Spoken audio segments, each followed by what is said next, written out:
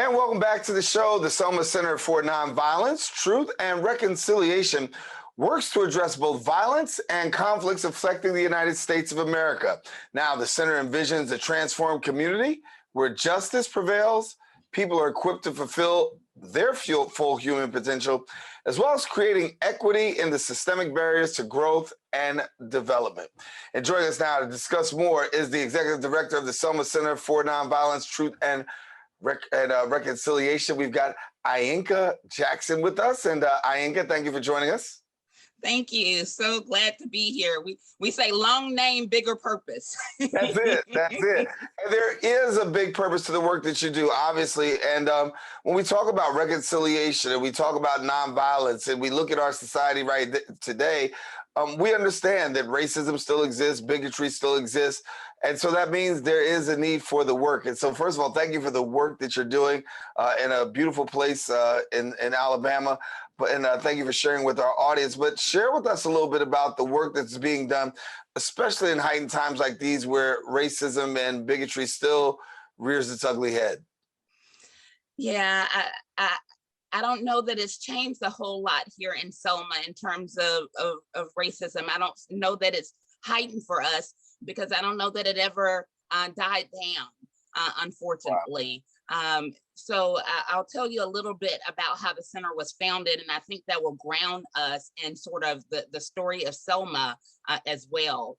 We were founded in 2015 amidst the 50th anniversary of Bloody Sunday and the Selma to Montgomery March. That weekend, when President Obama was here and people were here from all over the country and different parts of the world, the KKK allegedly distributed 30,000 recruitment flyers. So we had that form of violence on one end, and on the other end, that Sunday, it was a different kind of Bloody Sunday. We had 2 murders, and we had 2 more in less than a month in the town. There's less than 20,000 people. 2014, our county was the poorest in the state. 2015, Selma was the most dangerous place to live in Alabama. In 2016, Selma was the 8th most dangerous place per capita in the whole country. It's insane. This place where nonviolence overcame violence was the 8th most dangerous place per capita in the country. We believe that broken relationships have led to broken economies, leading to broken communities, all in need of healing. Not fixing, but all in need of healing. And so we partner with communities to heal relationships, to heal the economy, and heal communities. Our founders came together and they said that we needed to address violence in all its forms, whether it be racial violence, whether it be physical violence, or whether it be economic violence. We often don't think of poverty as a form of violence, but we think that anything that dehumanizes other people is a form of violence. And one of our founders and our board chair, Dr. Bernard Lafayette, who was a leader in the Nashville sit-ins, the Freedom Rides, and the Selma movement, and who Dr. King appointed to be over the Poor People's Campaign. In our very first board meeting, he said, there's unfinished business of the civil rights movement, and we need a Selma 2. So we say Selma 2.0, finishing the unfinished business of bridging divides and building the beloved community. And that's what we seek to do, is to bridge divides and build the beloved community. How do we go about this here? Because you're talking about building community and there's so many divisions that still exist. And it takes work, and it takes work on both sides. And so sometimes we can see a lot of stubbornness and resistance, but you really work to deal with breaking down the walls of resistance and really forming a bridge. Absolutely. And I think that all sides have this view of othering people, right? And making people disposable, progressives and conservatives alike. We all think we're right, and we dispose of other people, and it leaves no space to build relationships. And building relationships are the core of beloved community. In fact, the principle of nonviolence that says the beloved community is the framework for the future, principle 2, it says that how you get there is that you're raising relationships to a height where justice prevails and persons attain their full human potential, which means relationships have to be at the core, and we can't make people disposable. It means that just because I vote differently for you, and though how we vote has real life consequences. So right. It's not to diminish that, right? But I also know that there is power in relationships that is transformative. right?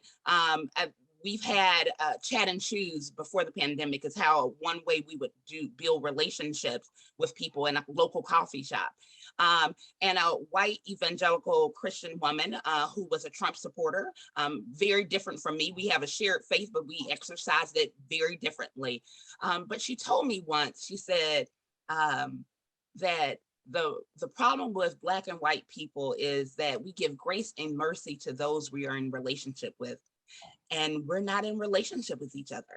And that was so telling and helpful for me. She went on to say how they even do that within voting, giving grace and mercy to politicians because there feels to be a connection.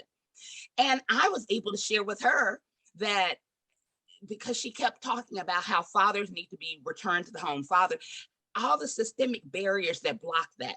And if really that's what we want, and if really that's what's good and needed, then join us in the fight to remove these systemic barriers. But if we refuse to talk with each other because we have different beliefs and we live out our faith differently, we never would have learned from each other. And in fact, we have had a value that said we meet people where they are and we love them forward.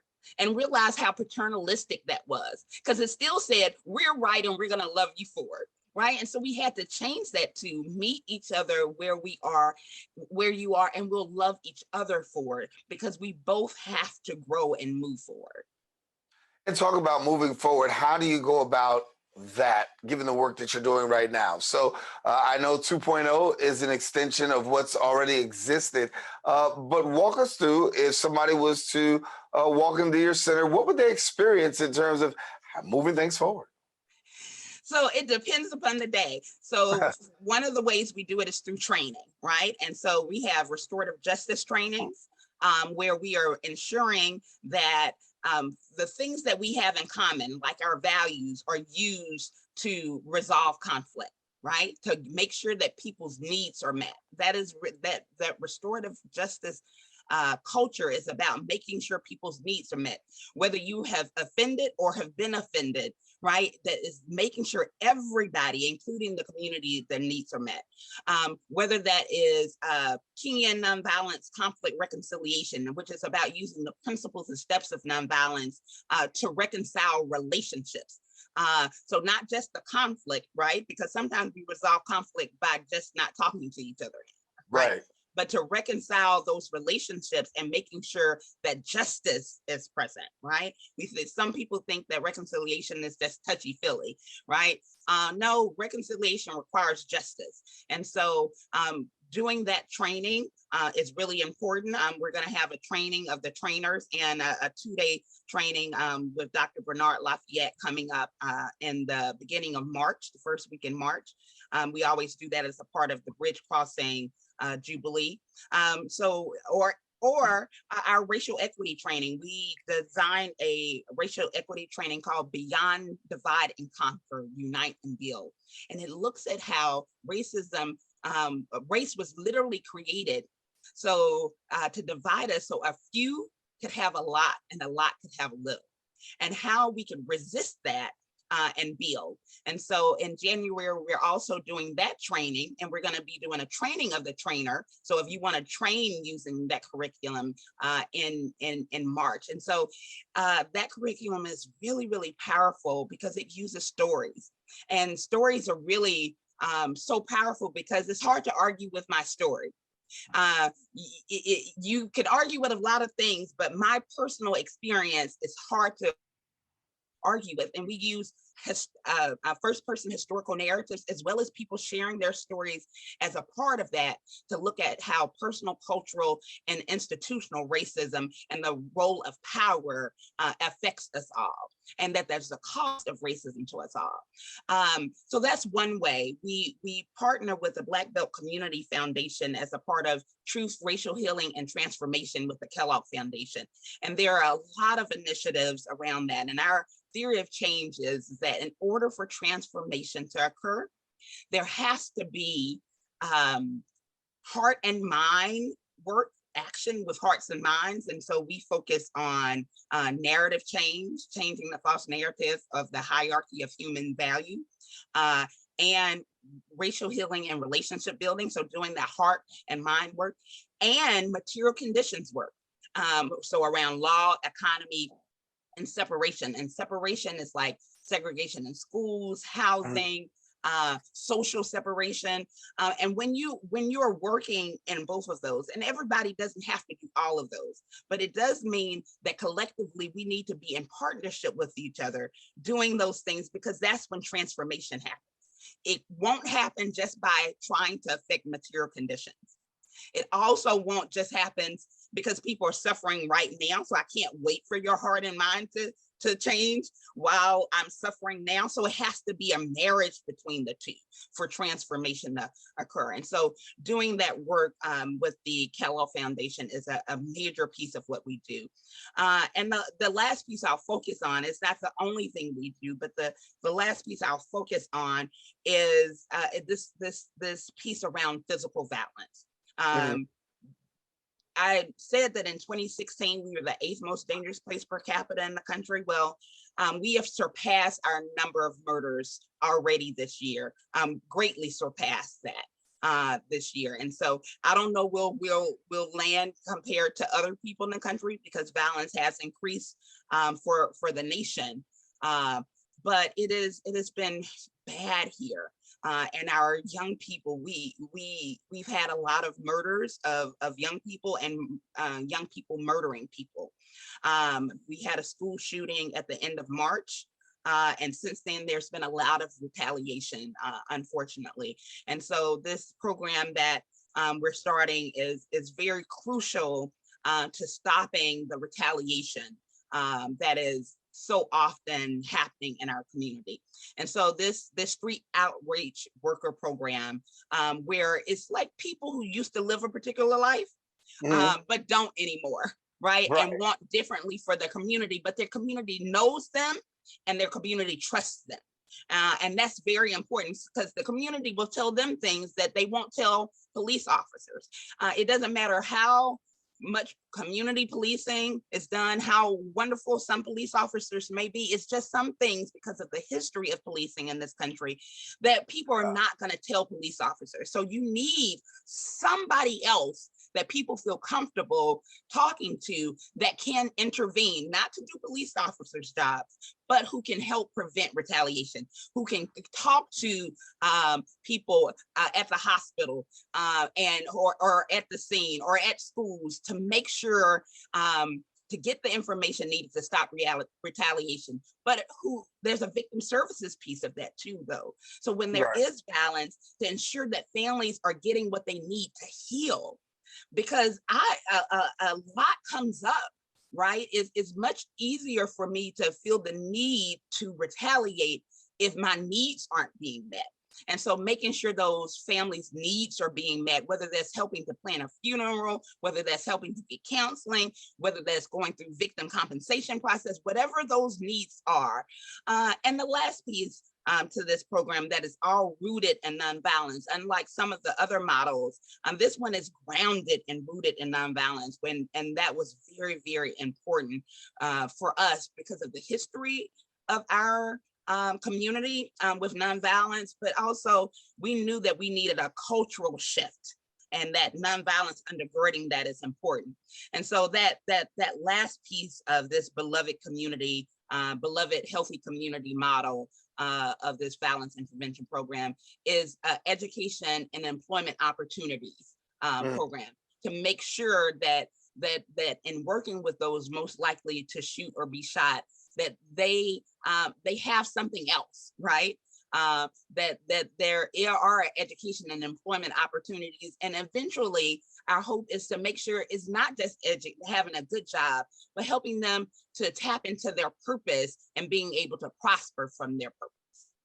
I want to be able to tap our viewers in, and I mean, we only have a couple of minutes left, but I want to be able to tap our viewers in to say, listen, you know what? Even though you're down there in Alabama, we're all fighting in many ways the same fight. How can people from around the country join in partnership with our brothers and sisters in Selma to be able to assist in the work that's going on? Absolutely. Thank you so much.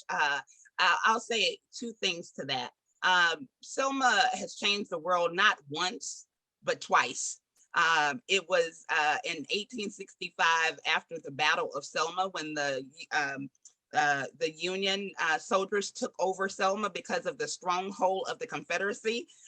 Within a week, the Civil War was over. And so because of that, we have had fierce backlash for us changing the world twice. Southern Poverty Law Center employee said that hate groups study Selma to see how a small minority of white people can control a majority of Black people. This is important because we are already a model for some. Selma Center's goal is that we are a model of the beloved community, so that when people come to Selma, they are not just coming for our history, but they are coming for our healing. They're saying, how did you go from the 8th most dangerous place per capita in the country to this? Right? They're saying, how did you go from all of these failing schools to this, so that they then could take it back to their communities, right? And so investing in Selma, as Selma has invested in the world, is a continued investment in the world, because we seek to be a model of the beloved community as an example for the world. And so we encourage you to check us out on Facebook, Instagram, and Twitter, and also our website, www.selmacntr.org. That is www.selmacntr.org. We are actually right now doing a campaign to try to hire another victim services person, because we only have one, and it's just too much violence happening right now for one person to meet all the needs of those who have been affected by violence. So please, I encourage you to check us out on Facebook or on our website to get connected in us being a model of the beloved community, Selma 2.0. Ainka Jackson, thank you so much for sharing with us and being with us here on the Social Justice Forums and the work that's going on in Selma. And it's great to hear that you still got boots on the ground and the work still continues. And yes, there are some days when it seems like the work is in vain, but continue doing what you're doing. And I know that you're making a difference and making an impact. Thank you so much for being with us. Thank you so much.